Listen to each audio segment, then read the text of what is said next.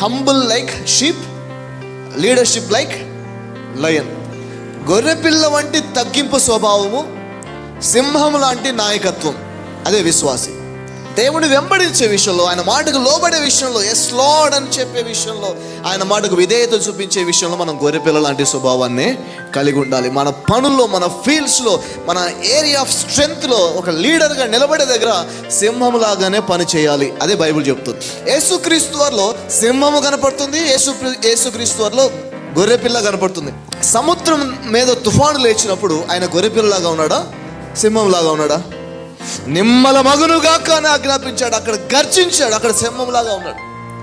దయ్యము పట్టిన వాడి దగ్గరికి వచ్చి అతను విడిపించే విషయంలో అక్కడ సింహంలాగా ఉన్నాడు.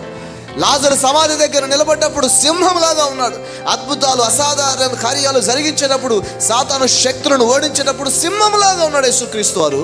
కానీ కలువరి శిలువలో తండ్రి చిత్తానికి లోబడే విషయంలో మాత్రం ఎలా ఉన్నాడు? గొర్రెపిల్ల వలనే ఉన్నాడు. తండ్రి చిత్తానికి లోబడే విషయంలో నువ్వు దేవుని కుమారుడు అయితే దిగిరా అని చెప్పినా ఆయన మౌనంగా ఉన్నాడు. ఆయన అక్కడ గొర్రెపిల్ల వలె ఉన్నాడు. ఎక్కడైతే అపవాది కార్యాలను ఓడించాలో అక్కడ సింహంలాగా ఉన్నాడు. విశ్వాసిలో కూడా ఈ రెండు లక్షణాలు ఉండాలి. మన జనాలు చూడండి, అన్నిటిని రివర్స్ చేస్తుంటారు.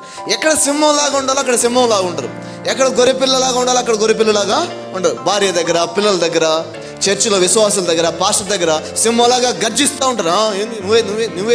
నీదంతా అన్నట్టుగా. కానీ వ్యాపారంలో, ఉద్యోగాలు చేసే చోట మాత్రం ఎట్లా ఉంటారు?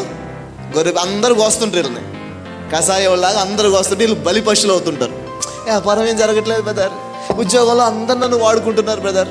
అంటే నువ్వు ఎక్కడ సింహంలాగా ఉన్నావు, ఎక్కడ గొర్రెపిల్లలాగా ఉన్నావు? ఇంత రివర్స్.